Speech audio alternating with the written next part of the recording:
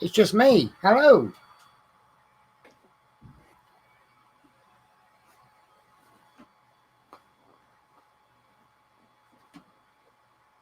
I don't know if Adrian's with us anymore. Hello, everybody. This is Penny. Oh, here's Adrian. Sorry, everyone. My apologies. I clicked on the wrong icon. I'm doing a Penny. Yeah. Oh, I've been so out of it lately. Yes. Right. We're going to continue with issue 26 tonight. And for some of us who had a subscription, do not forget issue 27. Of course, as I'm buying an issue from the shop and getting through one set for the post, I have no problems doing issue 27 tonight. I'm sorry for all the subscribers, basically, has not got for 27 at the moment. They're going to have to wait until they're going to receive issue 27 to do issue 28. I think it's going to be a case of if you want to keep the surprise, look away now. Yes. But we're lucky. We have got exclusively issue 27. I think that's what they call creative BS there.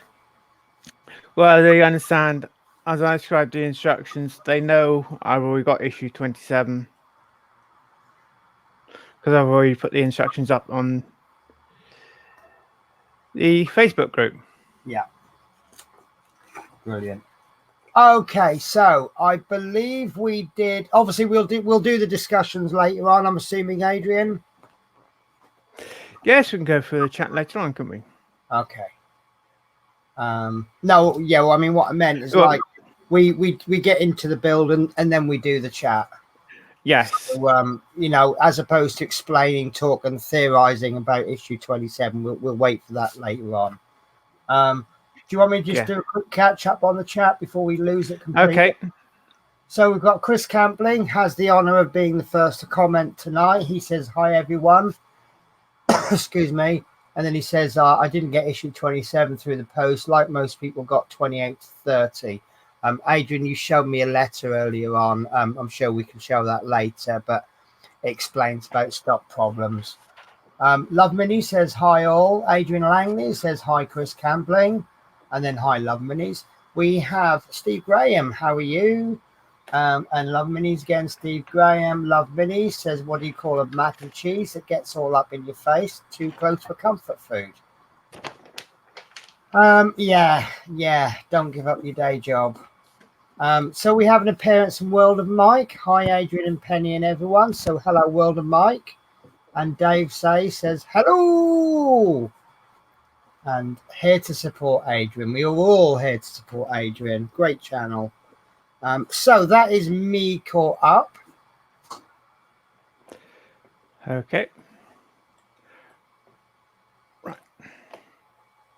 So obviously we did a little bit of issue 27 last week. We did a little bit of gluing. This is because then it creates gives them a little bit of time for that glue to dry. So if it's not ready this week, it'll never be ready. So we're connecting the right arm with the elbow joint. Did you want to go through the parts?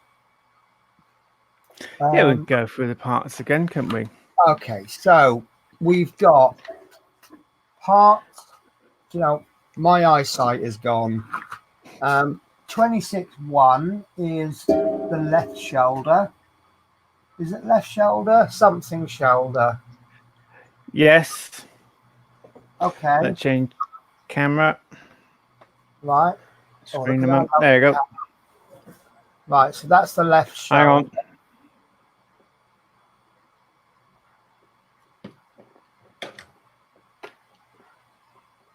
And that should already have the parts for right elbow parts glued into. Yes. Right. One there. And one there. Lovely. So piece 2 is the right elbow part. So is that left shoulder? Is that a print error? Or is that actually the left shoulder? What, this one? Yeah. Yes, this is left shoulder. It is the left shoulder. So why are we gluing the right elbow parts into the left shoulder? I know. No, we're not. Okay, right. Okay, maybe I'm just confused then, which isn't hard. So part 3, we have 3 right elbow. Do you know, I'm sorry, my vision has just completely gone. Right shoulder washers. Yes. So they're the small parts right at the bottom there where my cursor is. Okay, and the next part 4, which we've already glued in the right elbow parts. And then piece 5 is small cylinder. And if my memory serves me correct, when they say small cylinder, they're not wrong. No, they're not. In fact, actually, it'd probably be more accurate, use a magnifying glass cylinder, because that is small. So then we should have, I think they've got all the screws in one pack in this one, haven't they? You've got 2 Yes. PM 3x10mm Allen screws. Yep. And you've got 2 PM 2x10mm. Would that be posi head screws? Yes. And lastly, for those of you panicking, going, oh, they've given us an Allen key for screw and we've got nothing to use it with. It's mounted. Obviously, other screwdrivers are available. Yes, it's. I think right. Buying this with an Allen key. Not everyone probably has an Allen key. No, it's. I mean, like all of the part works that we've done, they've supplied screwdrivers. This one's. It seems to be going backwards and forwards in the sense of screwdrivers, because if you don't subscribe, you will be using your own screwdriver. If this is your very first part work, you will have no screwdrivers, so you will have to go out and buy your own screwdrivers. If you subscribe, you get screwdrivers that don't work. So if this is your first part work, you will go out and buy your own screwdrivers. Whereas every other part work that I've seen, they supply the screwdrivers. And this one's obviously supplied the Allen key. So I think that's got a little bit inconsistent, but in a good way. Chris Davies asking what the interference is with the mic. I just assumed, Chris, that he was doing an outside broadcast. Our boy's moving around a moment to find these. So when we hear outside broadcast noises, we know you're up to something. They're a bit big, Adrian. You could fix a car with those. Yes. In fact, if you walked into IKEA with those, they'd probably bow down and worship you.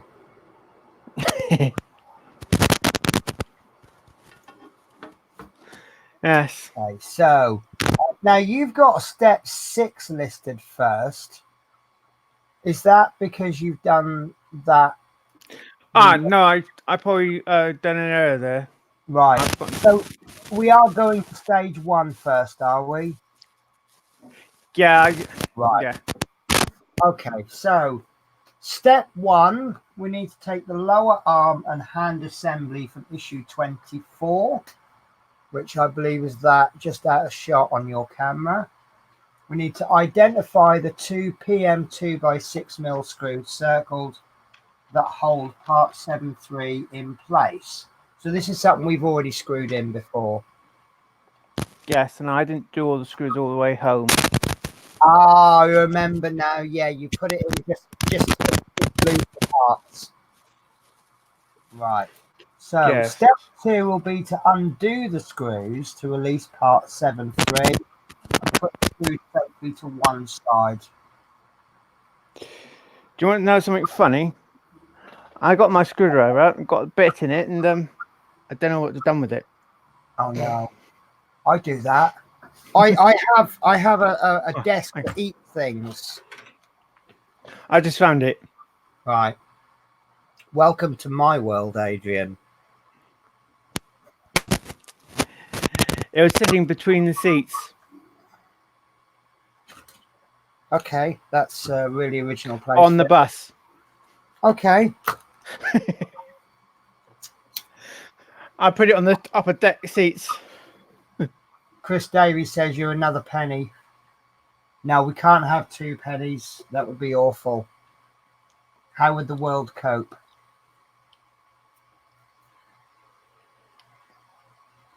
Right. I've taken both of those out. Right. Oh, page. Right. Official next stop would be the cylinder washer. They want us to put that into there. Okay. And hold it there until you finish this end and screw that back on. Then fix it into the arm. Well, that makes about as much sense as some of my managers at work. Yes. So I'd gone through and changing around all these steps on my step line. Okay. So should I tell the viewers what the next step actually is? Well, the next step would be, after we take those 2 apart, would be step 3 is actually glue these in. Right. Which we've so done. We've got step 3, which we did last week, was to take the black discs from the right elbow 26-4 and apply a little super glue to each of the 4 studs. So step 4 is obviously to place those, fix the black disc into the recess on the top of the lower arm 7-2. The 4 studs fit into the recesses in the part. Repeat step 3 with a second rubber disc 24-6 and fit into the part 7-3. In this case, the studs fit into the 4 holes in the part, which then would bring us to step 5, which is to take the upper arm assembly from issue 7. Note that the 2 arms on this part have different types of connection on the free ends. 4-5 being this part there, and 4-6, which is this part. Right, here we go. All the people who got the magazine, you find this is step 6. But I'm doing step 5. Let me just move it back to step 6 then. No, Right. I can see what they're going to do, yes. Right, so this is now, it makes sense when you were talking about the washers. So step 6 is actually trying to fit one of the pegs on the end of part 4-5, which is the peggy end. Sorry, that's the best description I can come up with. Down through the hole on the side of part 7-2, circled, and the circle is there. That's right. So basically where you are now, it's those parts. Yes. I've just put a wash on the other peg a moment, and I'm going to just put that one onto there and hold the arm, grab the other washer. Okay, well, let's go with the magazine, Adrian, because you're jumping ahead. Yep. So that's step 6. That's okay. It's right. So step 7 is to, with the arm in place, fit 2 washers 26-3 onto the peg of the arm 4-5. Then fit part 7-3 back in place on part 7-2. Now, is it asking us to put the washers together, or are they asking us to put the washers on either side? I don't suppose they can go either side. I reckon I don't know. Are they meant either side? It looks like they're both going together, and they're using the washers as spacers rather than normally a washer. You'll put, say for example, if you're screwing a screw into plastic, you'll put a washer in, and what that does is it kind of spreads the load a little bit so it doesn't put so much pressure on a weak part. But in this case it looks like it's using the width of the height of the washer to Right, create yes. space. So basically, they want both washers together. Yeah, I think we're going to be doing a lot more test fitting than we normally do. Yes, it's a very good question. It's not clear enough. Someone else actually put both washers on either end. The problem I'm finding is, or not a problem, but if I took that instruction literally as they've written it, then that's what I would do. I would put two washers together. And if I had no knowledge of what these parts are, that's what I would do. But because I know what a washer is primarily for, and saying that, I have used washers myself as spacers where I've got a little tiny gap between, with a screw. I've chucked extra because washers are cheap. So you chuck, if you want to fill a 1 millimeter gap, you put 2 or 3 washers in. So, and I think that's what they're doing here. But if I had no knowledge of, if I'd never picked a screwdriver up before this build, and I didn't know anything about what a screw is and the different types of screws and what they're for, I would probably do this. I'll just put 2 washers in. Yeah, according to that instruction, you put both washers on top. Yeah. So if they want them each side, they would actually say each side. Right. So how does that feel then? I mean, it hasn't said to put a screw in yet, but you obviously you're holding it in. Does it? I'm just holding it together. Well, it's still loose, sort of thing. Right, but I won't know until you start putting that in there. Right. Okay. So let's have a look at stage 8 then. So step 8 is the second peg on part 4-5 is held in place in the hole on the side of 7-3. Replace the 2. Right. So you're going to pop that second bit in, and then you're going to put screws back in. So you're going to need about 15 fingers for this, aren't you?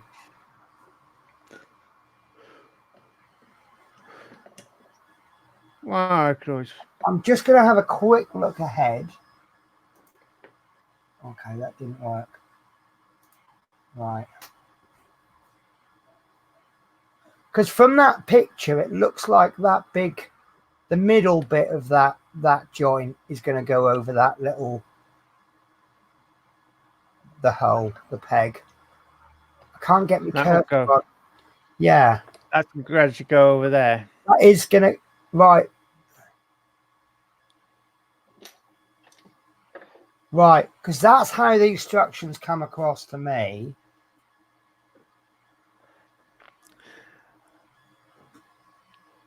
Right, how that looks. Right. Can it?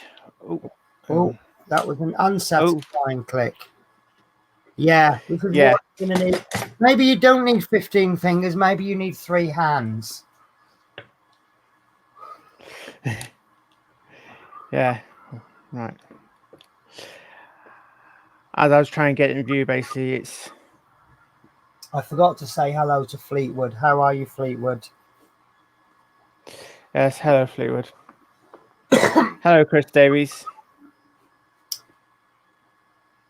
Yeah, Chris Davies is using his washers for clothes washing.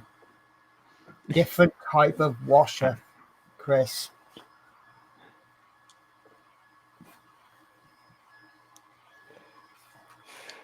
Right, I'm going to just put 1 screw in there for a moment.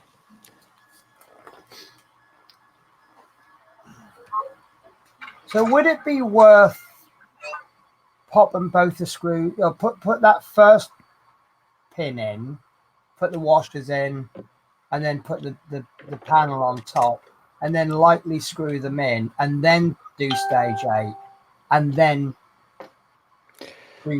do the Right. screw tight.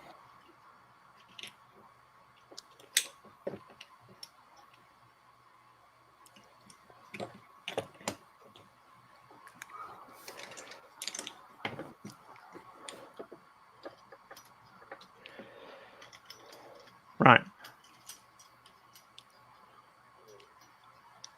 Can I get a closer view? Come on. You're doing my trick now. No. Focus, focus, focus. Yeah. Come on. I don't think that's going to happen, Adrian. No. Have you got a white piece of paper to hand?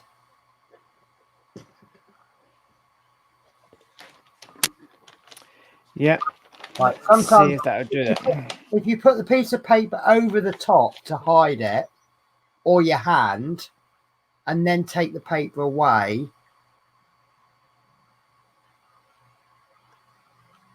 yeah, it's a little bit shiny, I think, to catch it. Yes. Put the piece of paper over the top to hide the part, or put your hand and wait for it to focus on your hand, and then move your hand away. Sometimes that helps.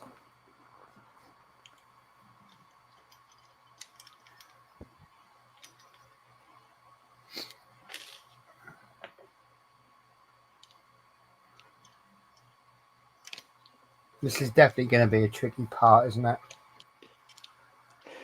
Yeah. Right. Okay. Right. Put it up. Oh. So, hopefully get it in place. Oh,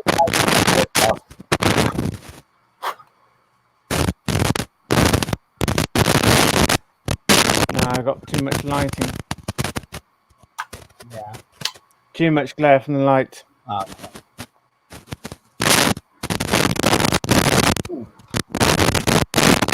Oh, that's really annoying, Adrian. What is? That. Right. Yeah. I need to get some headset.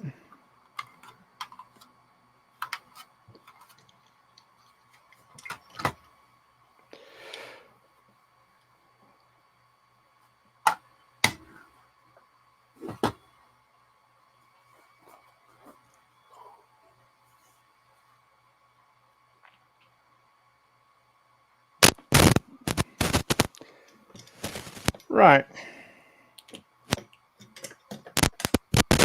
Have you likely? Oh no, you haven't. Oh, that might have been a better idea, actually. What is? Just screwing just that rod in.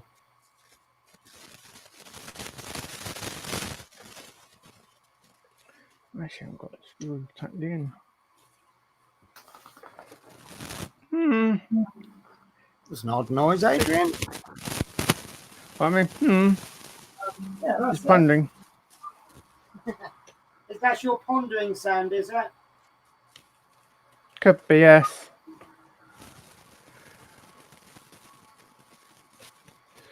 Well, in my opinion, the washers, the way it goes into the bar, the washers should be better off being the other side. Right. You think it's pushed it too far to one side then?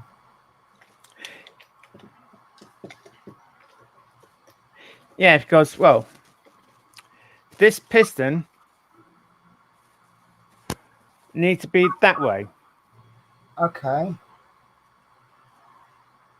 So, have you put the piston on the wrong way? No, the piston is. Go another way The with piston is. No. It's where they're located at the top. If I take a straight line and put it there, yeah, it then goes bring off. it up that way, it goes well off. Right. Okay. We will solve it between us.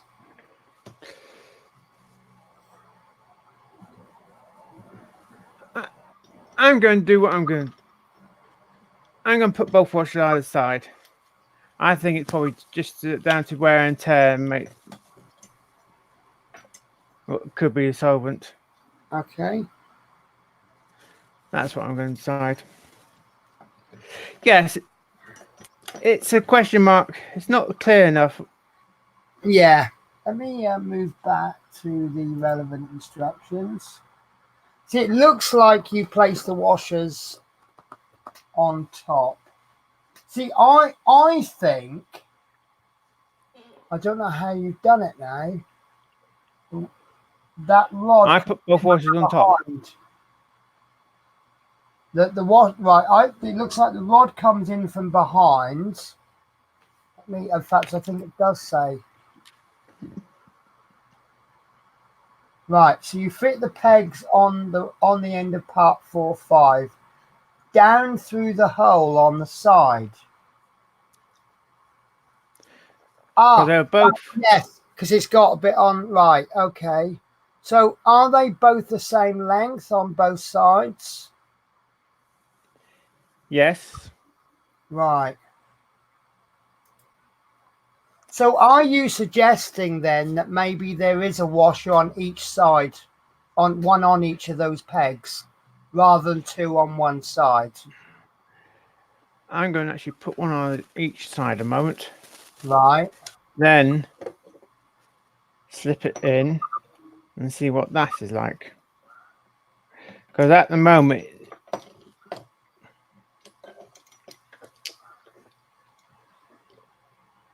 that piston wants to, when it had both on that side, that bottom half of the piston wanted to go that way. Right. So how's it looking now?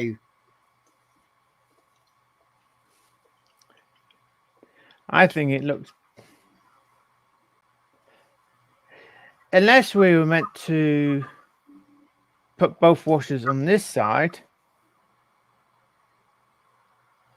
Well, this is we've got three options here, really, haven't we? We've got two on one side, two on the other, or one on each side. The only thing that worries me is that screw might be damaging that hole with the screwing and unscrewing, but it's metal, so it's less likely to. Yes. I mean, is that better or perfect or worse? I think that's better. Right. But not perfect. Yeah, not perfect. Right. So what I would suggest then is perhaps putting the both washers on the other side, give it a dry run, see what it's like. See what that's like. Yeah, and then pick your best option, really. Yes. Also, is there a possibility that you've got a dodgy part, and this is the only point you can find out if it is dodgy? Good question. Right, I've put both of them on.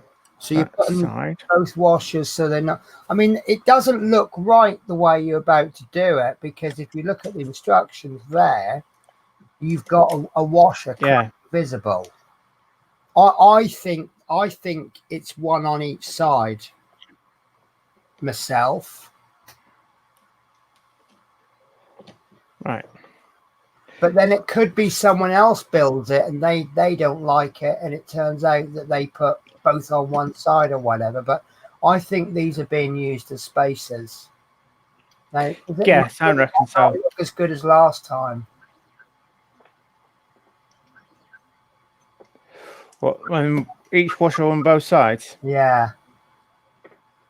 What do you think? Is it better than last time? Well, it's a lot better when they were both on that side. Right.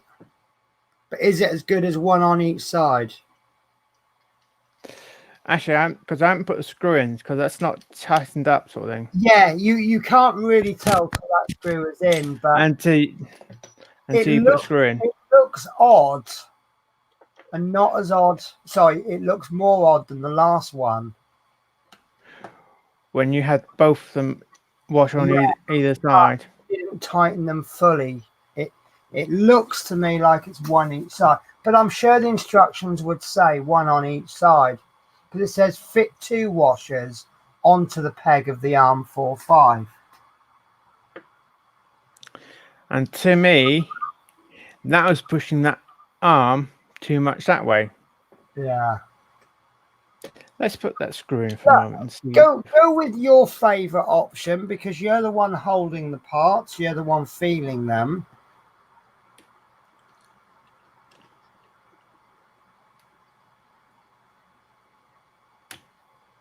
I mean, it could also be that it won't work properly until you got the other bit on. Guess. Right.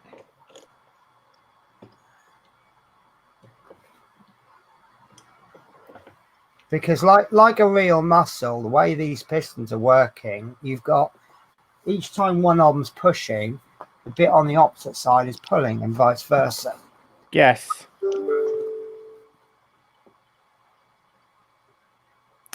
I'm going to go with that basically. Put.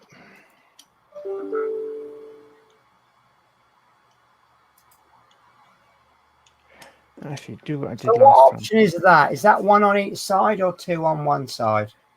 2 on one side. Right. Hang on, I'm trying to put. That's 2 on the other side, is it? Yes. That's both on that side. Right. Chris Davies says, "Have you seen World of Wayne's video on this?"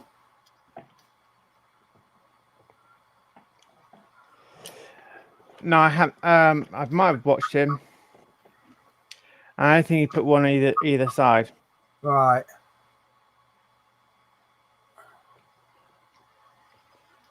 See, I don't know now. That looks all right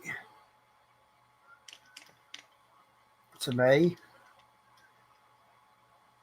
Don't forget, also, you may not get that much movement with the other piston end. Yeah, you won't know until you start fixing that one on. Yeah.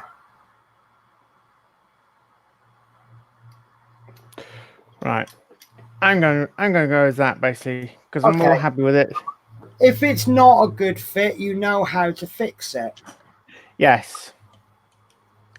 Right. Just take out. Right. Steve Graham said he put 1 each side. See, looking at the picture, it looks like 1 each side, but reading the instructions, see, if it said fit 2 washers 26.3 onto the pegs of the arm, that would suggest it's 1 each side, but they've written the word peg in singular, so it suggests it's 2 on one peg. I mean, look, you've tried 3 options. Which one do you like best? I'm going to go generally as everyone else sort of thing. What, 1 on each side? Yes. Right. I mean, that makes sense to me because it could also protect the part. Yes, because these are plastic, and I think you find that's metal. So basically, they're trying to the more strain will go onto a metal washer, which will take it better. Yes.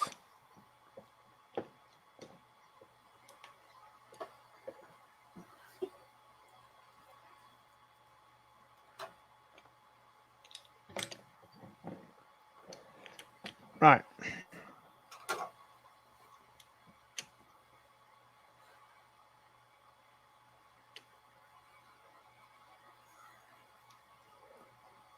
Come on.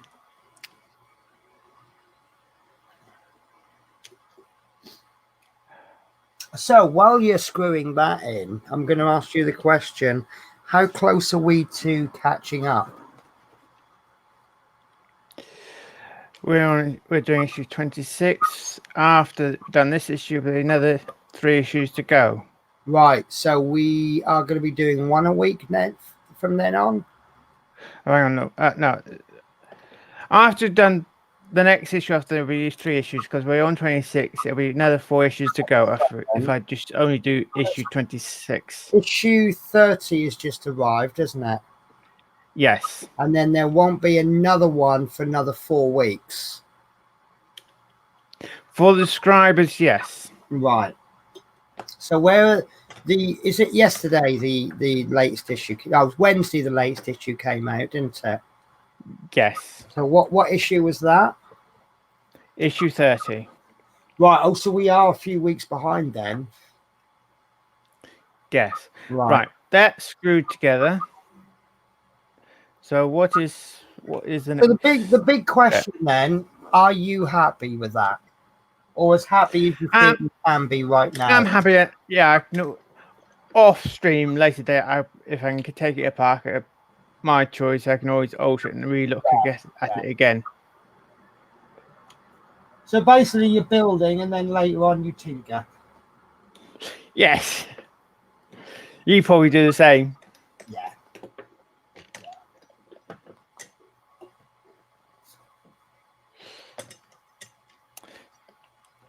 Well, I'm thinking my prop frame underneath the top deck seats. Yeah. Yes. As someone said, they had problems pulling the switch. Yeah, I got a confession. I got a switch. Oh, I've got a rope problem. I was showing my bus off to a friend, and I pulled the rope wrong, and I've actually pulled it off the end, so I've got to retie mine on. Right. But yes. What I'm actually thinking of doing is I'm thinking about 3D printing a little rod, and then tie where it comes through, where it's not going to be seen. I'll have a rod, and I'll tie the end to the rod, so the rod will stop it from going through the hole. Right. Right. What is the next step? What's step 8, please? Right, step 8. If I could get my cursor working. Right, so step 8, the second peg on part 4-5 is held in place in the hole on the side of part 7-3. Replace the 2 screws. So that's what you've just done, isn't it? Yeah, I've just done. Yes. Okay, so stage 9 is to move on to a different bit, I think. Fit the small cylinder 26.5 into the hole at the top of part 7-2. Oh, I see now. The cylinder only fits loosely, so you'll need to hold it in place. You may prefer to fit it in step 10. So would you like to have a look at step 10 before you fit that? Certainly. Okay, and step 10 then is turn the assembly over and fit the central part of the upper arm over the top of the lower arm. Ensure that the cylinder is in place on part 7-2. And I can give you a tip. If that cylinder is too loose a fit, if you put a dab of PLA glue in, it will hold that temporarily. Once it's dry and that cylinder moves, it will then break away that PLA glue. Don't use something like super glue, otherwise it'll never move. I presume that they want it to move. That's why it's loose. Right. Yes. What you read as step 9 Yeah. originally is step 5. Right. Oh, did you put some wrong numbers in then? Yes, I've gone through and changed all the numbers around. That's what you said before. So this step 5, take the upper arm assembly, is step 9? 6. 6. So step 6 is step 9, is it? Ah, step I moved all. 9. Right. I moved all after step 4. Oh, you've duplicated. Yes, I moved all the numbers over. What step 5 is now step 9. Okay. So originally, what was step you read as being step 5 in the magazine is step 6. Right. Okay. So this stage that I've got on screen, is that the one we're working on at the moment? Yes. So then I'll need to go back to what you've called step 5 and then go to step 10. No, I changed it. What step? I moved on the magazine. I moved step 5 to step 9. Right. Okay. I'm with you. Right. Okay. So we are definitely putting this cylinder in and then we're moving it we're turning the whole thing around. Yes. Right. So how loose is that cylinder then? Very It falls loose. straight through. Very Right. loose. Okay. So why not turn the assembly over and then fit the cylinder? Would that not work? Right. I'm putting that one in there like so. Oh. No, I've actually got it the correct way up, sort of thing. Right. When you really look at the image S. So I'm assuming that once you put that piston over, that will hold that cylinder in place. Correct, yes. Right. Okay. So would it work if you just put your fingers both sides of the cylinder and then slide that in? Yeah, that's it. So extra Right. help still needed. Actually, let's just turn it that way a moment.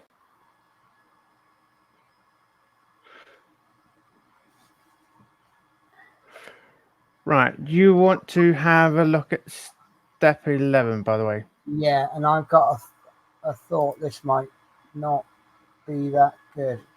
Right, note that on one side of part 4, there is a slight recess around the hole. This side should be uppermost as it is fitted.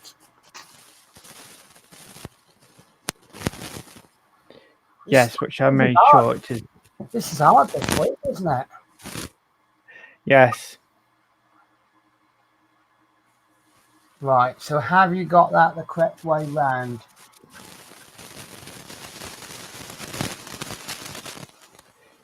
Oh, botheration. Yes, I did, but no, I moved it. Oh no.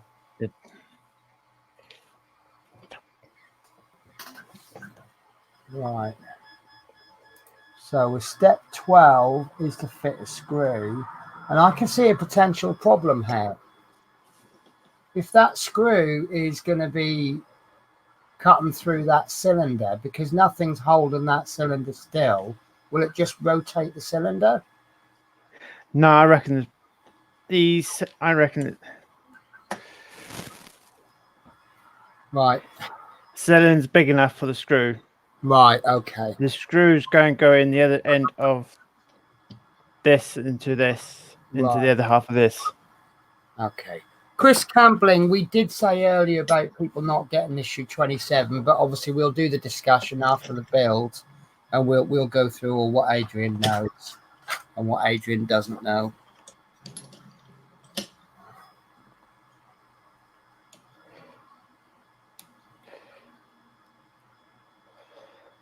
Right.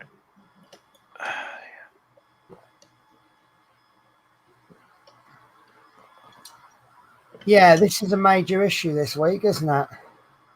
Yes. So if you want build for your money, you've got yourself a cheap issue this week.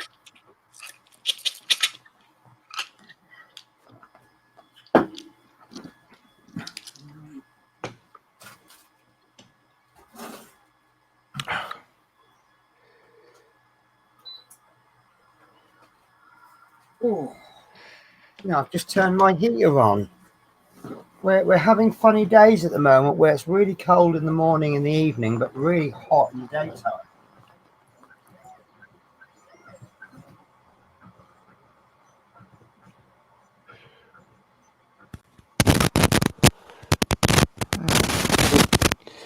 There's a question of you is to find the hole. Yeah. Poor old Adrian can't get it in the hole. And guess what? I did so. Can I get it the other way? Right.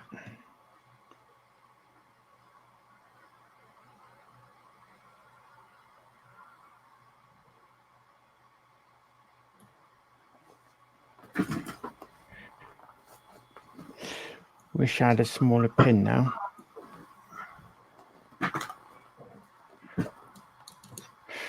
Right. Got it. Got it? Yes, I'm through. I'm about to do it up. Right, okay.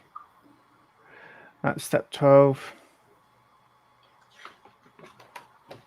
So step 12 was to pop a PM 2x5 10 PM 2x10 mil screw in. That's correct, yes.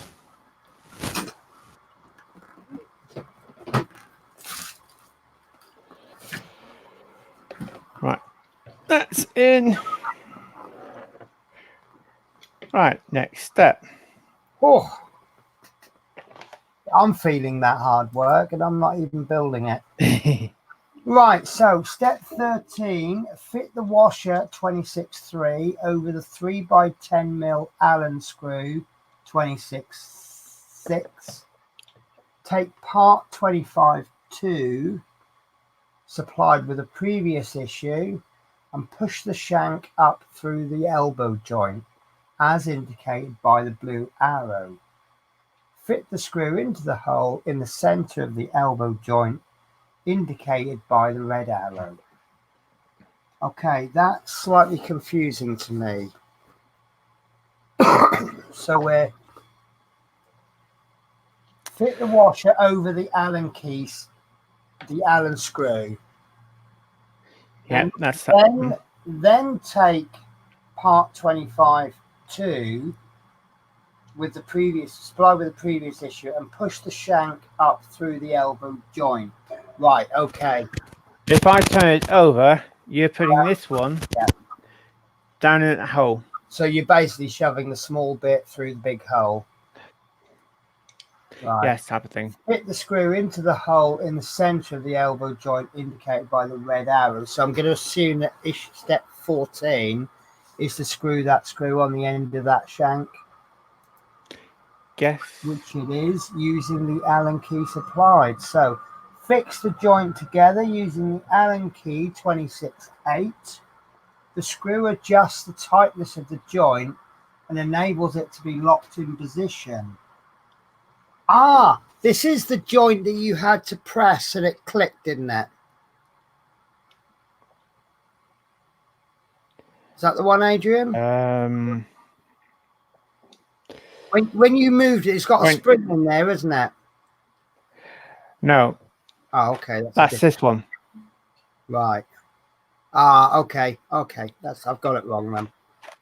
Okay. So yeah, it says, and that makes sense. If you tighten that, it's going to stop that joint from moving. So if you loosen it, so is it going to be a case of when you want to reposition the arms, you'll loosen it, move it, and then tighten it up again? Or you can have it certain tightness where you can actually still turn it, move it. Steve Graham says not too tight, Adrian. What would worry me is if you have it just right, if you move that joint around a lot, will it wear the joint out and it'll just become loose and floppy? And you'll have floppy hands or floppy arms.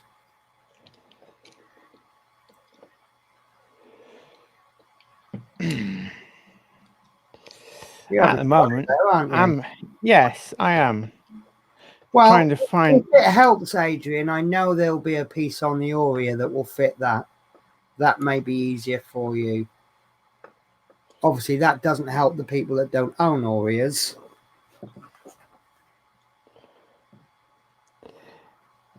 It's not that. It's just trying to find. Oh, you gotta get the screw into the screw hole, have you? Yeah. Right. Yes. Now. Oh no, got it.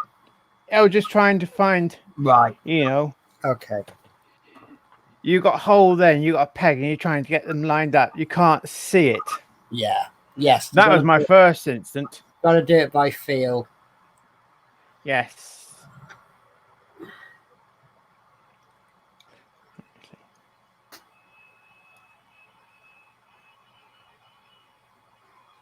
Oh, a couple of people outside having a beeping contest in their cars.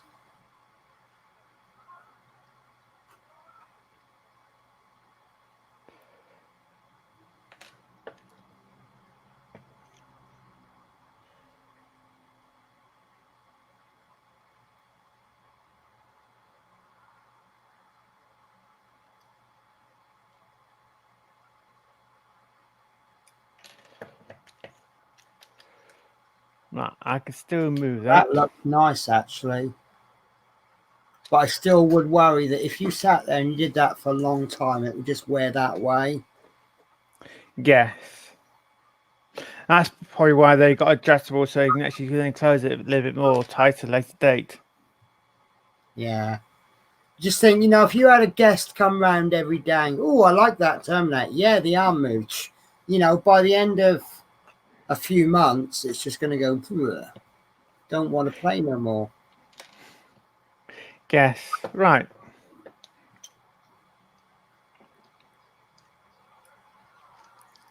Right, how many hands have I got?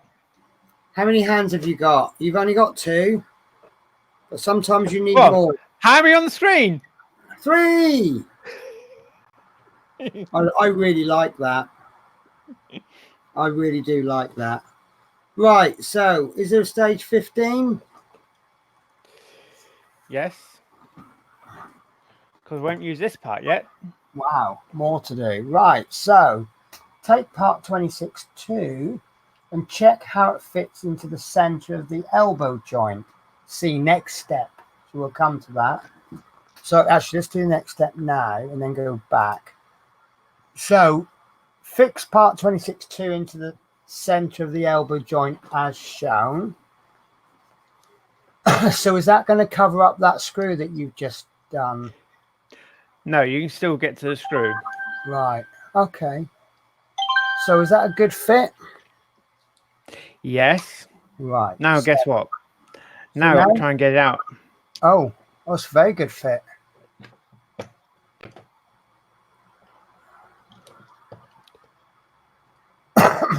If you can't get it out, does it need to come out to be glued back in again?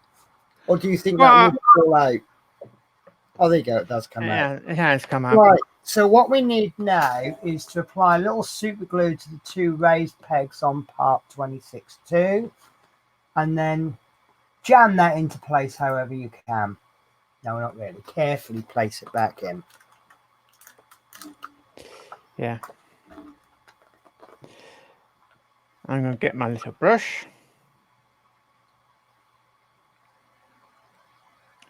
Put some on there and put some on there.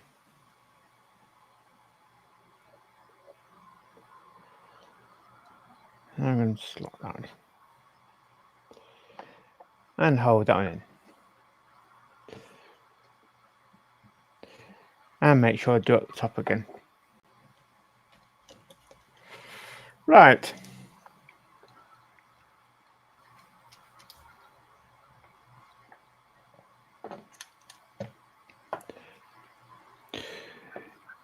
Do you want to show the next step? I would love to show the next step.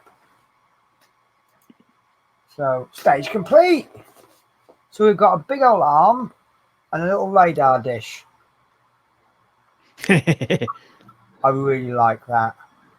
Do you want to pop yourself onto full view so we can get the full benefit of it? Yes. That's really nice. I really like that. And it's not small, is it? No. Because obviously where we've been dealing with small parts, lots and lots of small parts still makes a large model. Yes. Now you've got to try and get them to you somehow. And that's a little bit light in the head. It's a bit light in the head. Well, the head is heavier. Right. Is it? Wow. It's quite a lot going on in the head though, isn't there? Yes. So, do you think that will grip the plasma gun okay? I don't know.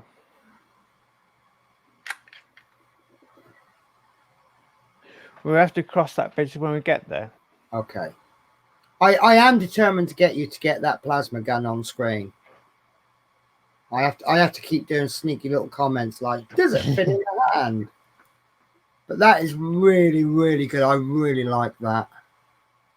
And it's really mind you, we are quite a way into the build now, aren't we? What are we about a quarter of the way in? Little bit less. No, about a fifth of the way in. Well, it's 120 issues. Yeah. Yeah, so we're about a fifth-ish. Okay, so do you want to have a look at the next mag? Yes, we could have a look at the next magazine. So I'll skip the next week bits because we're going to see them straight away. But yeah, Fleetwood J says, well done, Adrian. That's amazing. Really looking great now. Hats off to you.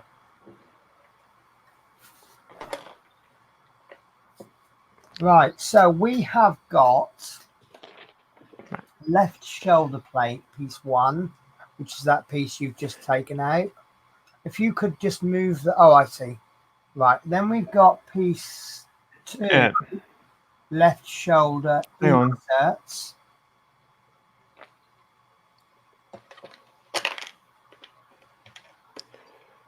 Right. Piece 1. As we've seen before. Left shoulder. But a mirror image. Yep. Yeah. Oh, yeah, we did that last week then. We were putting little bits and bobs, scribbles in there, as I would call them. Yes. So part 2 is left shoulder inserts times 2, which we've seen quite a few of those, haven't we? Yes. And parts 3 and 4 look like they're both on the same sprue. You've got right shoulder socket. And then we've got a right shoulder socket cap, which looks a bit like a teardrop shape. Yes. Excellent. So I'm going to guess that the left shoulder plate is metal. The shoulder inserts are rubbery material. Plastics. Yeah, and parts 3 and 4 and that's gone through. Okay. Bear with me a sec because I've got to put my binoculars on to read this bit. You will also need a crosshead screwdriver, super glue and a cocktail stick, parts 26-1 supplied with a previous issue, and the right shoulder assembly from issue 25. It's very hard to read white writing on a black background from a great distance wearing the driving glasses. So would you really like me to enlarge it for the next time? No, that's fine. It's because I've got it on my little laptop screen, which is a fair distance away. In fact, I'm going to switch my glasses now. Wow, and as if by magic, I can now read the text with my reading glasses on. What a coincidence.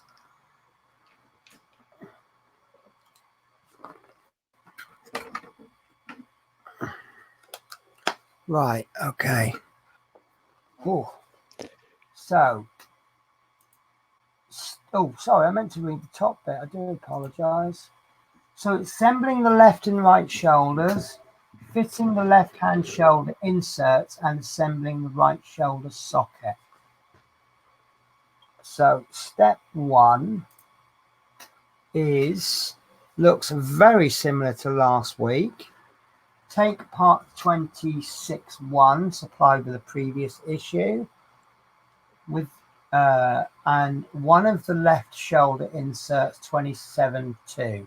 I presume they are identical because they've listed them both as 27-2. Yes. Right. And you'll find these are similar because we've had about some of these. I think they get them as standard parts. Yeah.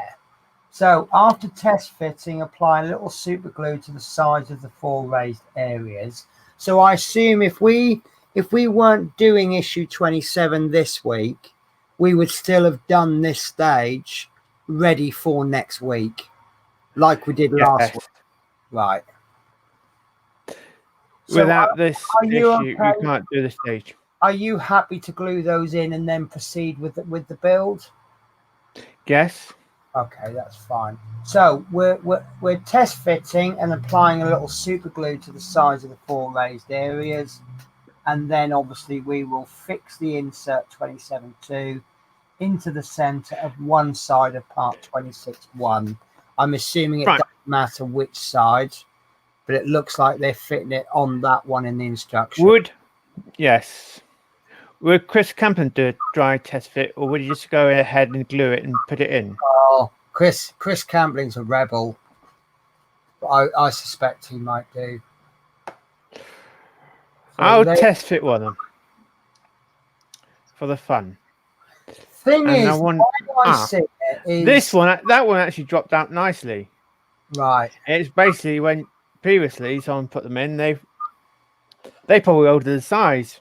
Yeah. See, now I always test fit, and I can't remember many occasions when the test fit didn't work, except for the one time when I forgot to test fit, and I glued it and it didn't work. So I would always say test fit. But you see, this part, we've now done this multiple times and it's always worked first time. So it's very tempting to say, oh, yeah, I know it'll work. I don't need to test fit. But, you know, you could get manufacturing defects.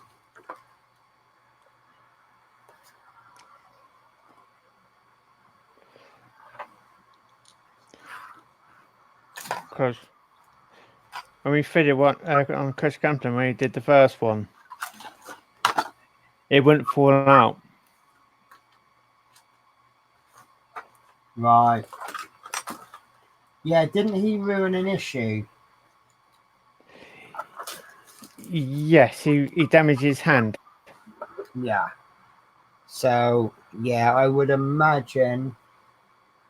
Yeah, Chris Campling says he'd glue it straight away. So basically, Chris Campling says he hasn't learned from previous errors. He is a rebel and always will be. And the jaw part too. Yeah, he's not ever going to learn, is he?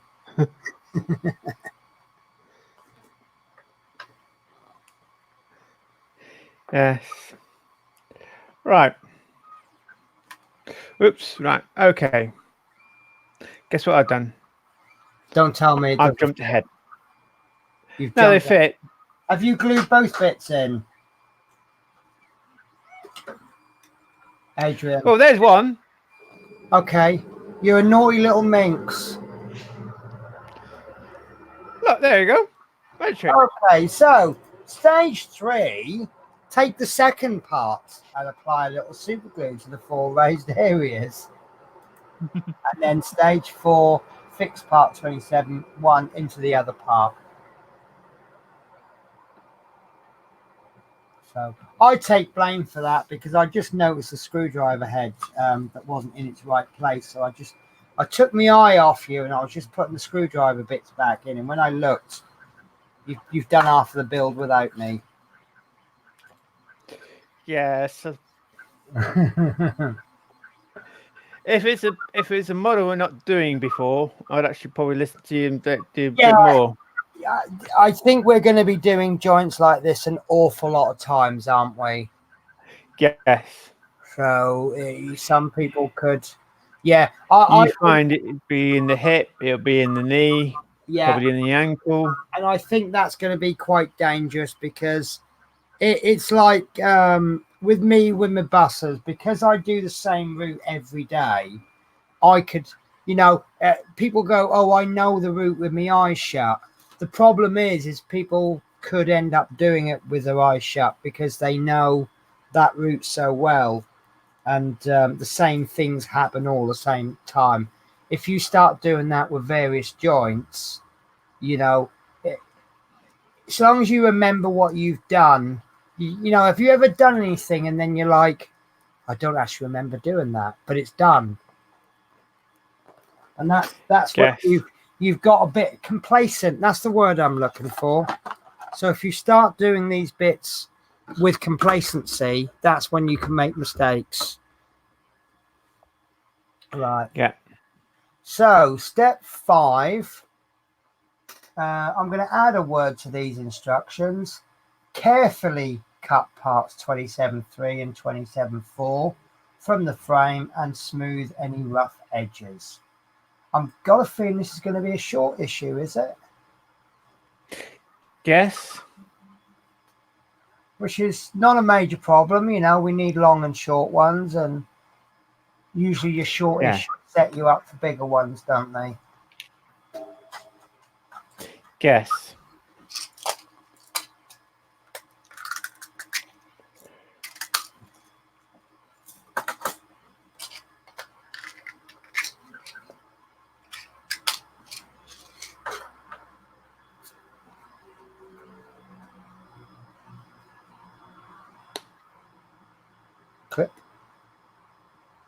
Chris Davies says, Chris, you're an Edda. Not quite sure what an Edda means, but it doesn't sound like I'd want to be one myself.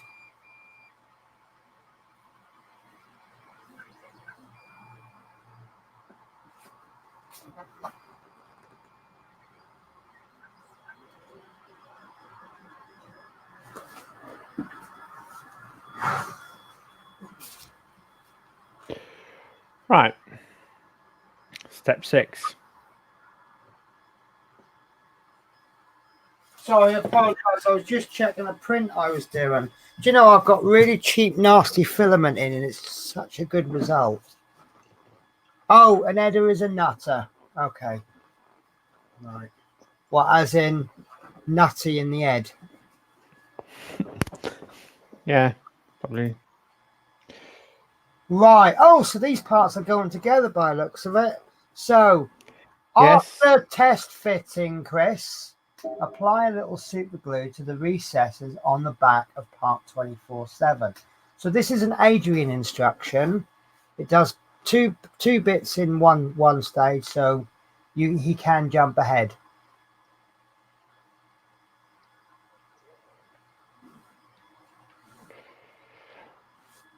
Right. They say apply glue onto this one, but I'm going to apply glue onto the other one instead.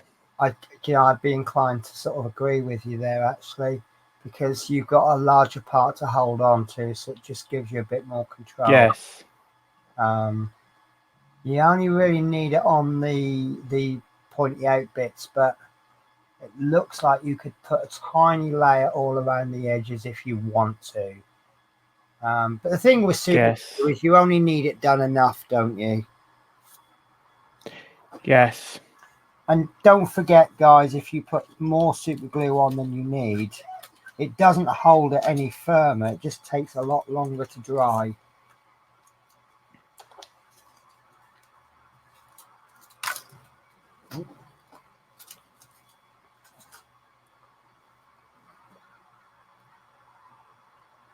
So it looks like Adrian's doing the old count to 10 at the moment. Yeah, less really is best for super glue. You only need a tiny amount. Yes. When people are saying, oh, I do a lot of gluing, I get through a bottle a month, you're probably using too much.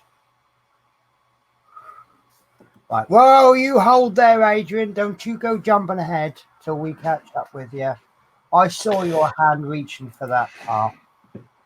Right, so step 7, fix the part 27.4 into the end of part 27.3. And then step 8, take the right shoulder assembly from issue 27. Now you may touch it, Adrian. Check how the slot in part 27.3 fits into the ridge on the side of part 23.2. Make sure you have the correct orientation. See the insert.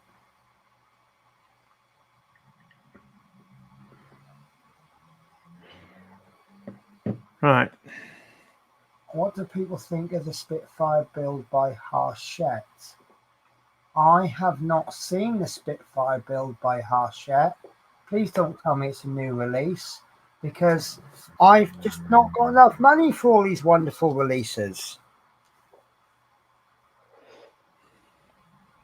Because I've seen the Spitfire by Model Space.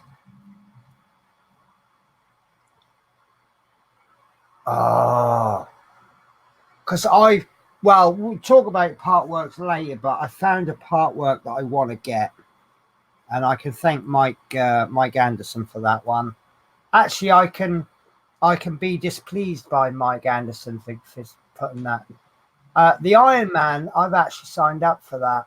Oh, it's a trial, is it? That's good then, because quite often. Yeah, that's a trial. Oh, good. I'm happy with that then, because that means it won't be coming out for about a year. Right. So you fitted that as per the orientation. No worries, Mike. Yes. Yeah, I like you and hate you in equal amounts right now, Wilder Mike, because you've found me a great part work, but you've cost me an extra 40 quid a month.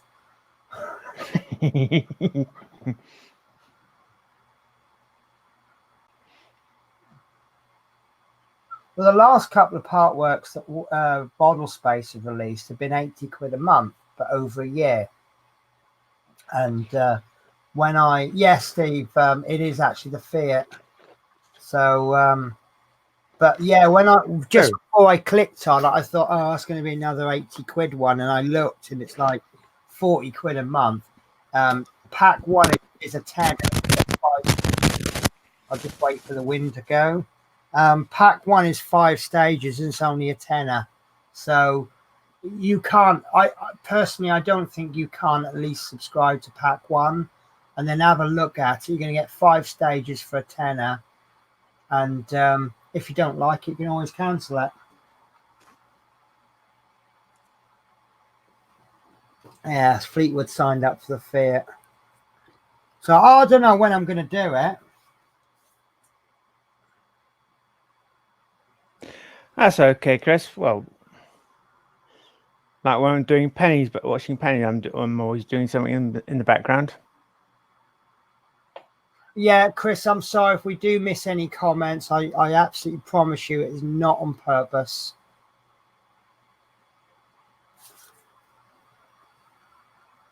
So you're doing a quick count to 10, Adrian, there on the drying of the glue.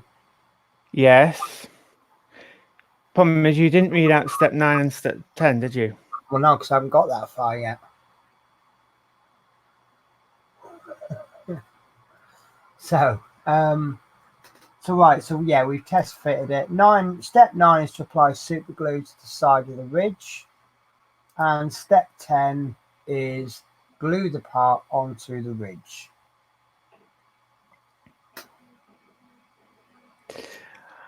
I actually put glue onto this part.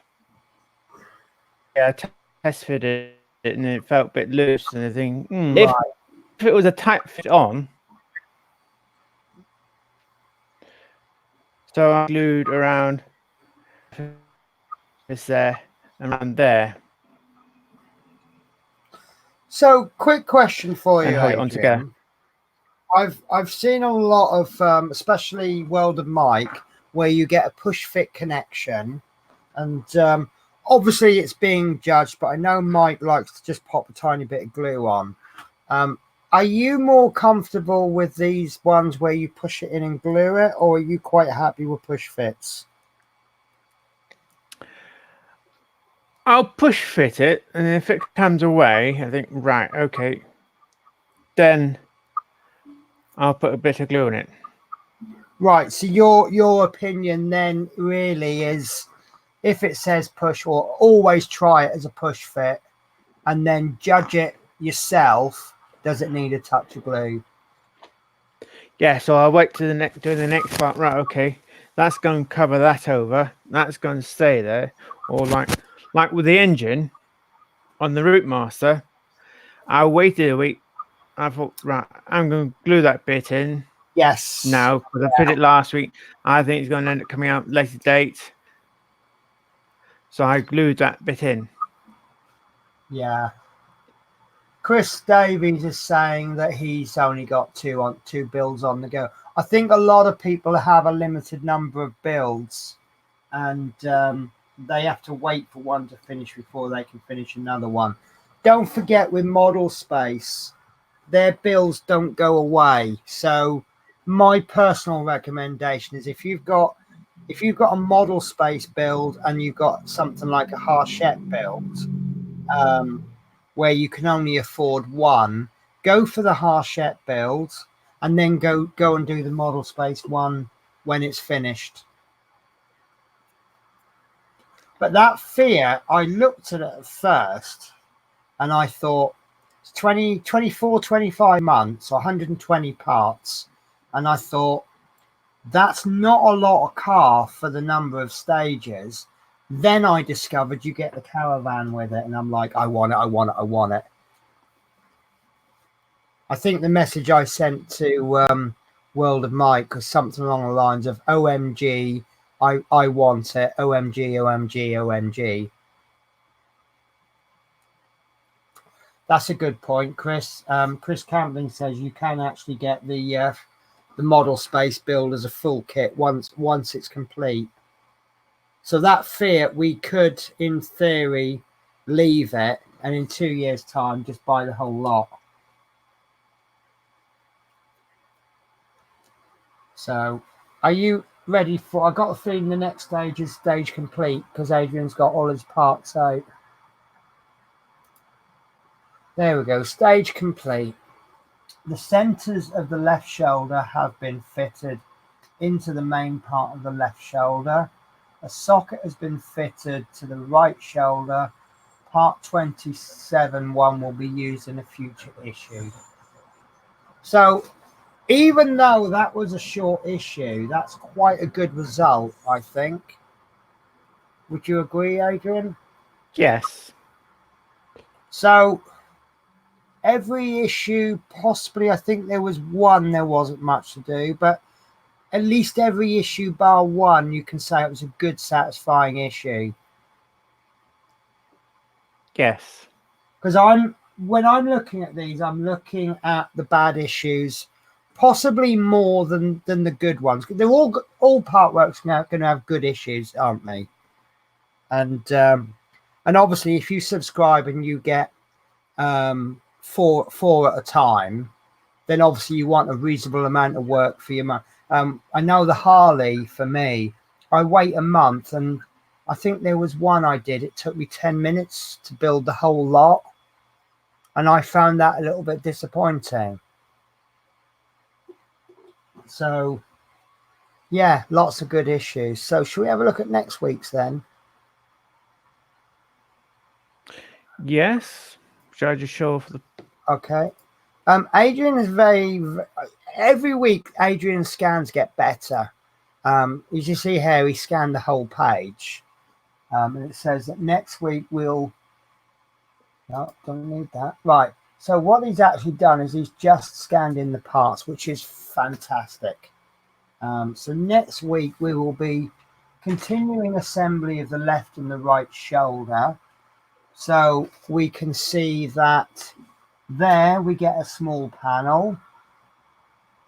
We've got a spring. We've got whatever that bit is there. Are they screws or is that some kind of shaft? Where you move your cursor? Yeah, I'm going round the part there. Ah, that looks like that bit on your parts. Right. There's a bit about there. That's that one, yeah. So is that some kind of plate? That's some kind of pin. Right. That is that one there. Right. Now that's that bit there. Get that bit. Right. And we've got what looks like some kind of cog. I don't recognize that. I thought these would be duplicates of previous issues. Yes. Is that the bit? Is that the bit that you push in and turn? Yes, that's right. That there gets bolted onto that there after we put that into there. Got it. And then that goes onto there. Then the spring goes in. So we will probably be having a bit of deja vu next week. Type of thing. Brilliant. So I am really looking forward to next week. Now, what do you want to do, Adrian? Because I would be off next week under normal circumstances. But I'm on holiday. Now, I believe, correct me if I'm wrong, when I'm off, you actually don't stream, do you?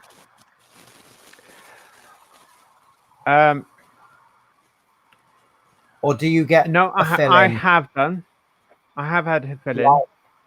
It was a Right. bit short notice when you couldn't make it last time. Yeah, Because of the because I situation keep from work. talking up. Right. Here's what I'm going to say to you, Adrian, in front of everybody, so they can agree or disagree. How about next week we pretend I'm not streaming with you to give someone else a chance to come in and say hello? And obviously, if there's any problems, I can jump in at the last minute. So I'll be a stand-in, so to speak. Yes. More than happy to help, but also more than happy to give other people a bit of a spotlight. Well, last time I had Fleetwood J basically help me. Right. So I would say offer it around. Maybe someone would like to help. Maybe you don't want someone else to help. You know, it's totally up to you. Right. I am available next week. If I'm not helping you with the show, I will definitely be part of the audience.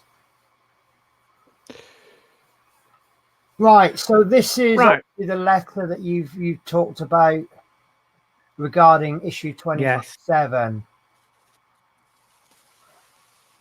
So do you want me to read that out? Well, yes, please. Can you read that, or do you want me to move it in a bit more? I can see that. That's fine. So it says, "Dear subscribers," so obviously it's a standard letter.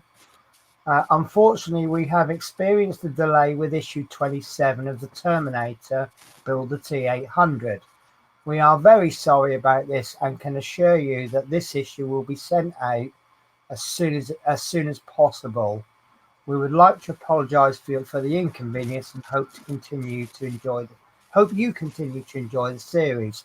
So I'm going to assume that sometime in the next couple of weeks you will receive a single issue through the post, and then you will receive your next 4 issues in 4 weeks. Yes, that's probably what's going to happen. Right. Now, one of the things we discussed pre-stream was, can you get on with issue 28 if you haven't got issue 27? And annoyingly, you said the answer was no, didn't you? Correct. Right. And the main question for me is, as Chris Campling's just pointed out, annoying thing is the shops had issue 27. So why are the shops getting issue 27 and the subscribers aren't? This is a moan at Hachette, and I will be honest, we like to talk positive about Hachette wherever we can, but you know, this is a bit of a negative comment. Why are they treating some, you know, for example, why didn't they send some to the shops and some through subscribers? At least if some of the subscribers got, you know, if they sent half of the subscribers out, you got a 50-50 chance then of at least getting them. Yes, or either some of us probably got them and some of us haven't. Okay, we don't know until everyone owns up. We don't know. Yeah, it could be by coincidence. All the ones that didn't get their 27 just happened to be YouTubers. Yes. Right, I'm changing my screen at the moment. Parts of issue 28 without issue 27. I mean, at the end of the day, Adrian's going to be able to do 28 because obviously he's got. We've just. Yeah, for me, we've just done 27, haven't we? Yeah. Yes, we've done 27. Working. So obviously Adrian's already got 27, and again, apologies to people who haven't got 27 for watching an issue you haven't got, but then some people may be watching it before they construct it, because you get this component this week, in issue 27, which you need for doing the next issue. Yeah. So next week you're doing 28 and 29, I take it? Yes. Wow. I'm afraid to let everyone know I won't be doing one next week after. You won't be doing one the week after? No. Okay, that's fine. I'm going to a dinner party. Oh, very nice. Didn't need to tell us that, but sounds very posh. So if you could send me a doggy bag, that would be appreciated. I especially like chocolate cake. Well, I did send you a doggy bag. You said it never arrived. Well, yeah. Yeah, that was a bit unfortunate, that. I got a feeling it's gone. I bet it got to the house. Oh, well. Yes, or when the person what's in it, and you turn around and say it's food, and they think, "Ooh, do we actually post it or no, not?" Yeah, I tell you what, send some chicken and some fish, and then label it "this is food," so that when someone steals it, they'll.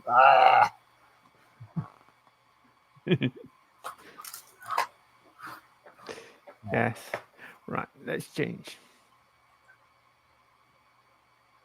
So yeah, Chris Campbelling has offered you some help for next week. Chris Davies, that's nice. Adrian and Penny. We will discuss me coming over. What am I doing tomorrow? Well, tomorrow will be okay. So, Adrian, what do you think of these issues? Do you have a favourite between the two, and are these now your new favourites? Seems to be the question I ask every week. Doing the elbow joint was my trickiest joint Yeah. build. Working that out.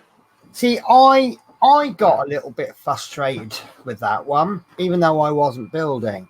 But as soon as it was complete, I then switched to, yeah, that was really enjoyable because it took so much to do it. Yes.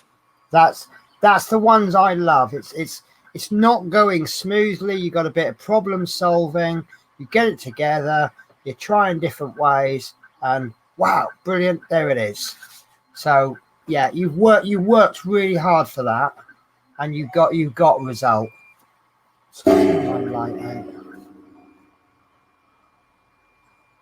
So Chris Davies is Yes, I did. asking your least and most favourite up to date, Adrian.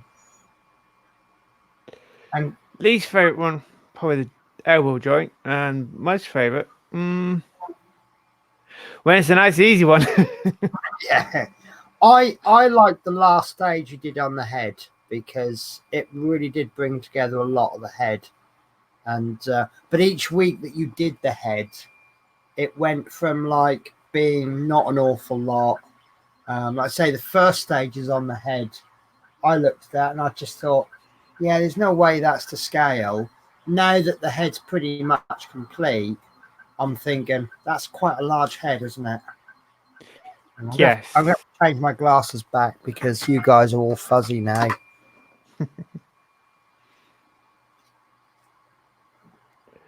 Anybody wants to see just how blind I am? Oh, actually, it doesn't look too bad on the camera, does it?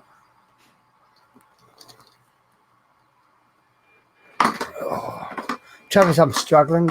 When I change the glasses, I kind of have a bit of a 30 seconds of readjusting. So Yes, I know the feeling sometimes. I'm actually saving up for new glasses. When I got these, I should be wearing varifocals, and I looked at the price of varifocals and just decided it was a lot cheaper to buy separate reading glasses. But where I have a problem now is I've got these on all the time because I'm driving.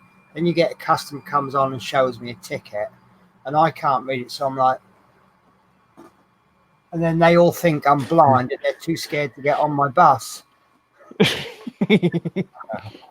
Where did I get my eyes tested? I always go to Specsavers. The main reason I use Specsavers is because they may or may not be the best, but they're quite consistent. Wherever I move to, there's always a Specsavers. I probably should use the local optician and the old guy that's been doing it for hundreds of years, and he's the pillar of the community, but I don't.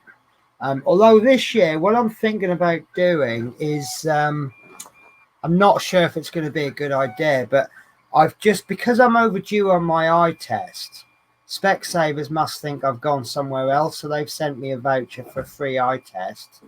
So I might take advantage of that, take the prescription and buy my glasses online. But the problem with that is that Specsavers do all the adjustments and everything, and they adjust the back bit, and obviously also you can physically hold us glasses before you order them. So I do like bricks and mortar stores because you can handle things. You know, a picture of glasses on a website may not, you know, they might look better, but they might look worse. Unless it's a company probably can send you half dozen pairs of glasses and you try them which one you like, then you send the ones you don't want back. I suppose yeah. But yeah, I mean, do they send you glasses without lenses for you to try? I don't know how they work, but what I do know is if you order them online, you could get like a £300 pair of glasses for about 100, which is a considerable saving. Or if you know the type of frames in the shop sort of thing, well, what's the name of those? Then you go online and see if they got them online. Yeah, but I'm thinking about going for something. Since I bought these glasses, I've really grown in confidence. So I'm thinking about a little bit more noticeable. I normally go, as you see, I normally go for things that blend in with my face so you can't see it too much. But I'm actually thinking about going for the way kind of glasses. Bright purple or pink. No, pink doesn't like me. But yeah, something bold. Or I could just go for the old Deirdre from Coronation Street style glasses. See, that's you say that, Chris, that you're more confident now you don't need glasses. I'm actually the opposite because if you see, if I take, you'll probably disagree with me, but when I got my glasses off, I feel the profile of my face, it goes right in where my eyes are, whereas wearing glasses, it flattens it, and I feel better with that flattening bit. So Dame Edna Everage, that'd be great, wouldn't it? Oh, I did something naughty yesterday. I don't feel bad, but I got given a gift. It's a hideous kid's bracelet, but it was a gift, and I put it on my keys and I wear it around my neck. And because the guy who gave it to me, he's like, "Oh, you haven't got your present I gave you." I said, "Yeah." But eventually, I put it on my keys, and oh, it's horrible. It's just this little things, but like I say, it was a gift. And anyone who sends me a gift, I really do treasure it. I just think, you know, if someone's taken the time to give it to you. Well, there's a little girl got on my bus yesterday, and she went, "Oh, I like those." So I said, "Oh, would you like it?" And she went, "Oh, yes, please."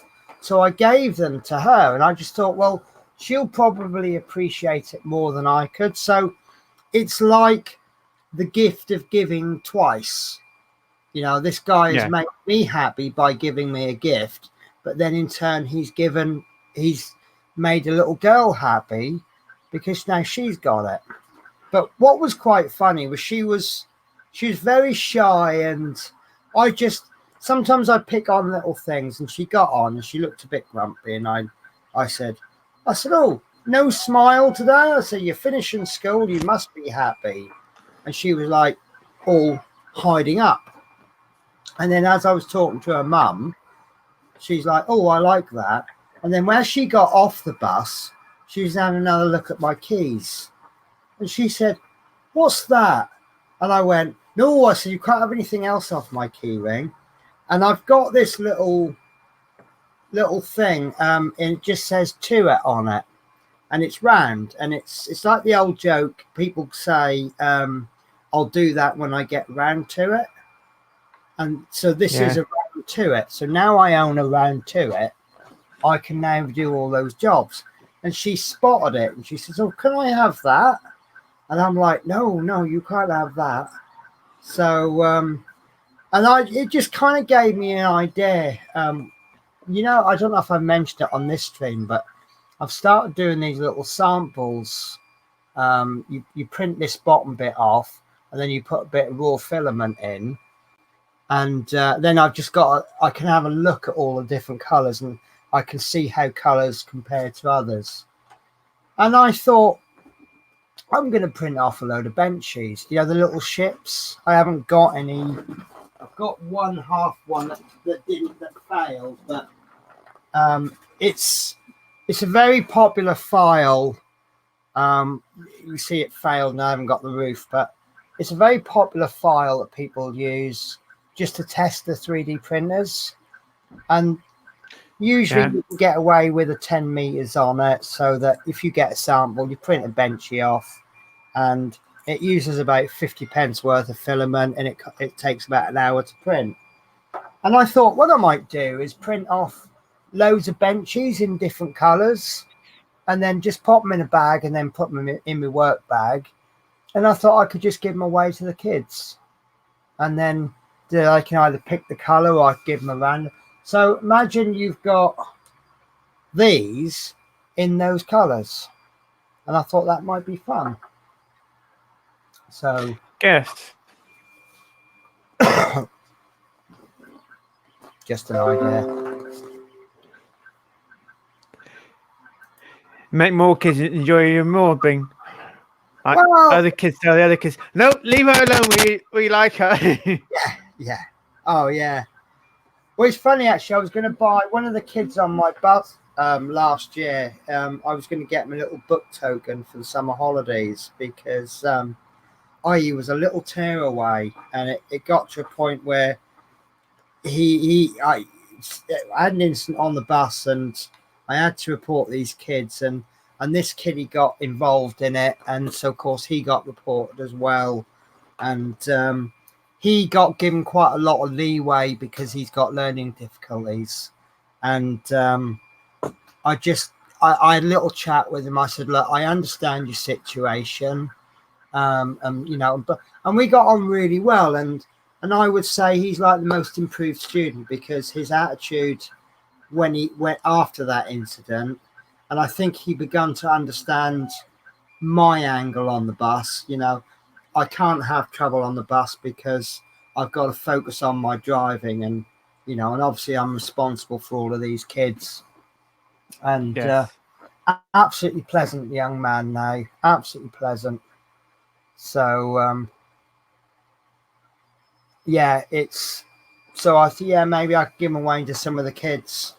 You know, if I pick 2 or 3 kids a day or something like that, or I don't know. So, but yeah, it might just be fun, something fun to do. And you know, I bought that warhorse filament. I've shown you the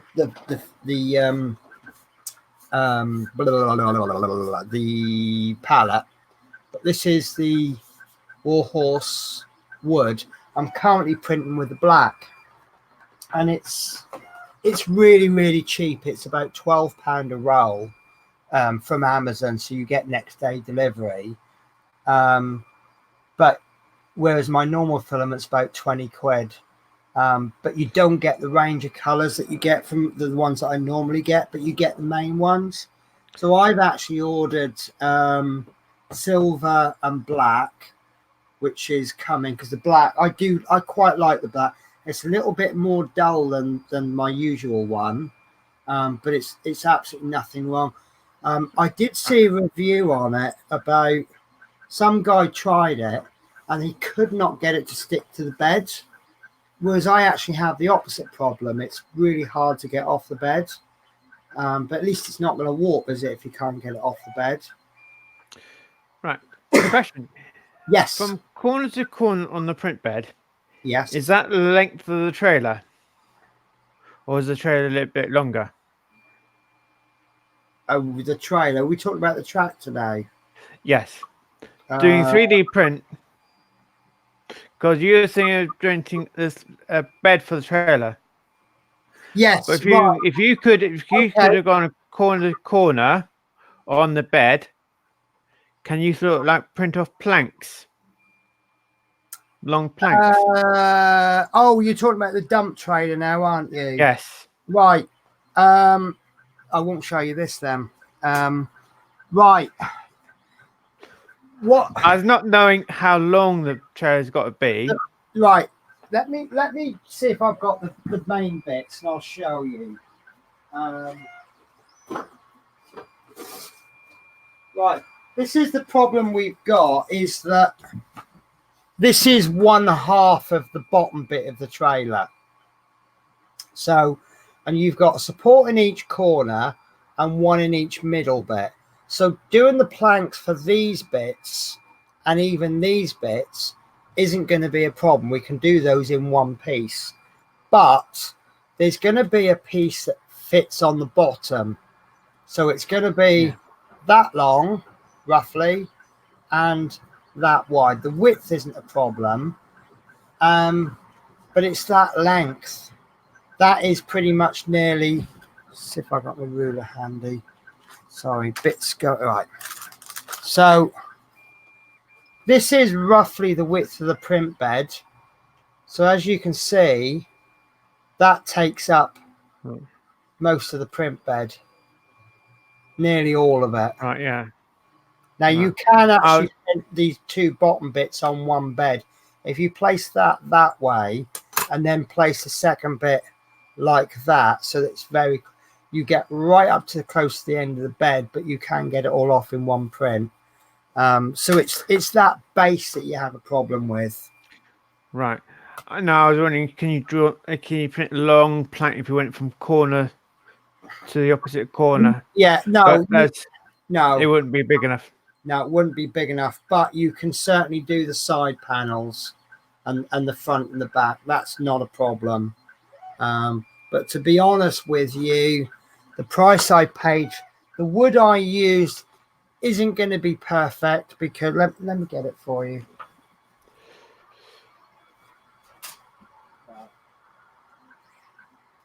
This is the wood I bought for it, and it's exactly the same as you'd get in the bottom of a drawer. You know, when you buy a chest of drawers.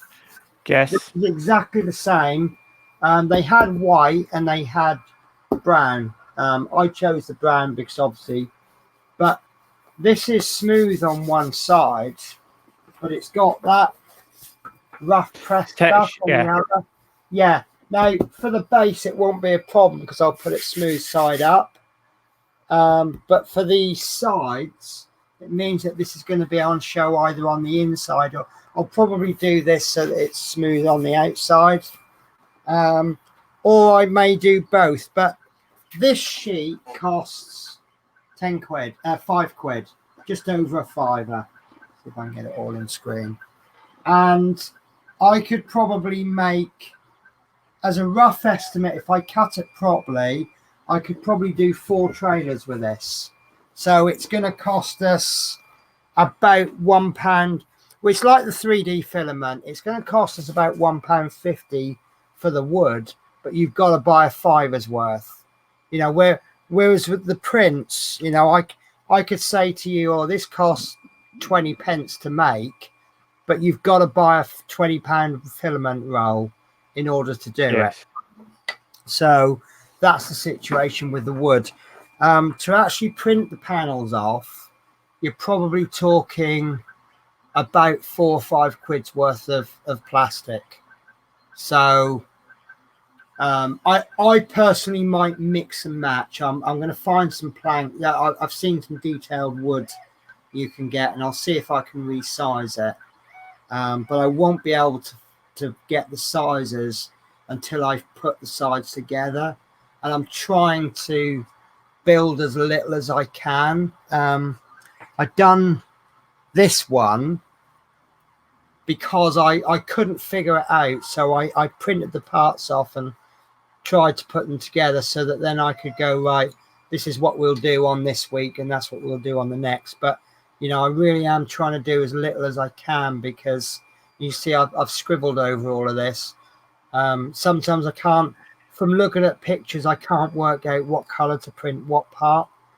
So yes, until you start putting them together, you think, yeah, oh, we're like, yeah. Some bits are obvious. like if that point frame was not to the main frame, you might want to have that a different color to. Yeah. Like, But yeah, it's the triangle bit probably being like, if it was separate prints, that being black and the rest probably a green trailer. Or yeah. as I don't know how those parts went together, I don't know.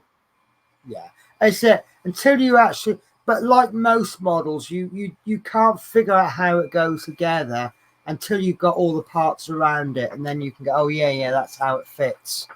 I mean, I still got one bit. Well, I now know what it's for, but I just could not figure out what it was for. No, I saw it earlier. It's a little silver bit with a little tail on it. And in the end, I emailed the author, and it turns out it goes on a completely different bit. It's a strengthener. So, but yeah, you don't know what they're for sometimes till you put them together. You see screw holes and you can't figure out, and that's not going to fit. And then suddenly you print. Sometimes you can put it onto the Intercura, and then you can work out how it's going to go from there. But sometimes you've just got to print the parts off, which is a bit of a shame that this piece here will go in the bin, but then the advantage is when you're printing bits off to try and figure them out, you can print them in really rough prints, because you're not doing it for a finished model. You're just doing it just to figure out where they go. So you just chuck it on a really rough layer height and just chuck it on. It takes a lot less time to print, and then you just figure it all out. So guess like sections of the tractor, you don't know what they are, and yeah, like, isn't there a bit you done in purple? You think, oh, actually, I wanted that in a different color, but you didn't realize what it was. That's exactly it. Yeah, you have a look and you figure it out. I mean, there was a couple of bits on the main tractor where we did what the color we thought, and then it's like, well, that should look better in that color. We've got a couple of bits in yellow. That was a bit of an experiment. They were bits that you won't actually see in the finished tractor. So we said, oh, you can do it in any color you want. So I did it in any color I wanted, which was yellow. Although in all fairness, they do look really nice because you're screwing these yellow parts onto a black part. So the contrast of the two colors looks absolutely wonderful. But yellow is... I bought a roll of yellow to do a print for somebody else, and I've not got any use for it. So it's just a spare roll. Obviously, if someone wants to put prints done in yellow, I've got it. But I've got a little interesting personal project I'm going to be doing, which is why I've just bought a roll of red. I'm going to be doing an Ayrton Senna racing car. I've also seen a Bugatti, which looks really interesting. But obviously I've got the tractor to sort out first. So yeah, I've just been looking at projects and things. Bumblebee or wasp color. That's it, Chris. That's basically what it looks like. So I've got more. I think I've got just about all of the electronic components now. I can tell you this tractor's not going to be very fast.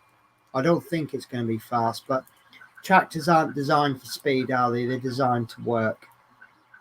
Yes, Chris, the yellow was for you.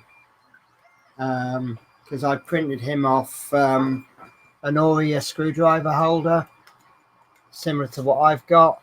But obviously, because his vision isn't so good, he needs the bright colours. So happy to oblige. Oh, excuse me. And or something basically in the background, which actually just showed off when I think we something just was black. There a bit. Something was black. Sorry, what was that? You talked about my prints. No, something like what was black, basically putting on yellow stuff. It will show him out. Yeah, yeah.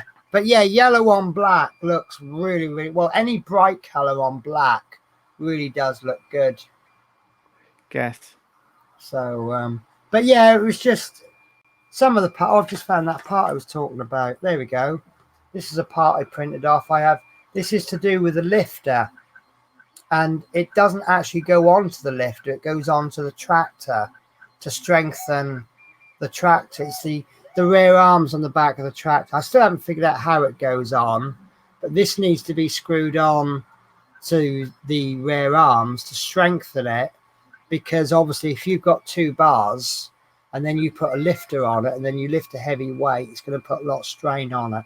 So that's what that's for. But that's a nice strong part actually. But I normally by default I print with 5 walls rather than 3.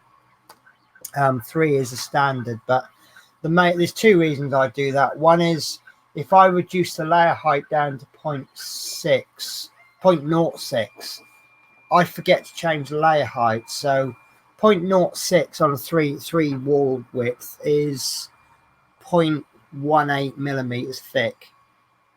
If you do it on a 0.2, then you've got you've got 0.6 mil. And because I do 5, so you'll find that these walls on there are millimeter thick.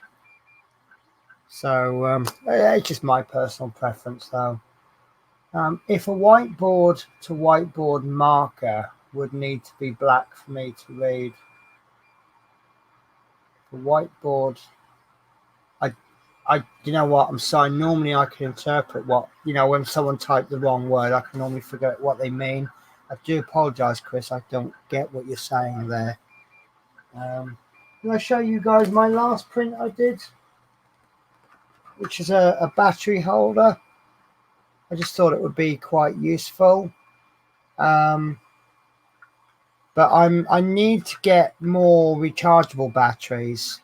And then I thought maybe I could print 2 of these, one in red, one in green, and all my dead batteries I could put in the red one, and all my charged ones I could put in the green one. Although having said that, I could probably get away with this one for the dead ones, and then use the green one for the fully charged. But that's quite handy. It's nice, really nice dispenser. You put the batteries in the top, and they all come out the bottom.